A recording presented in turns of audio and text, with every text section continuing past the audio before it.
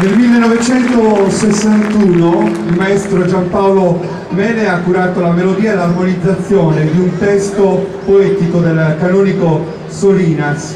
È il canto di chi parte per altre terre straniere e saluta quello che è tutto il suo amato mondo, la sua vita. È un brano che è un po' il simbolo del repertorio del coro di Nuoro, è struggente e appassionato. Dios Nugoro Amada, il coro di Nuoro.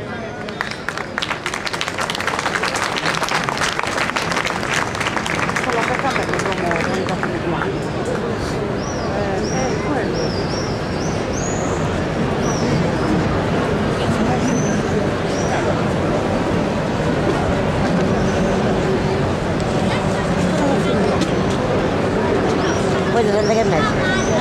Dopo le 10 e mezza.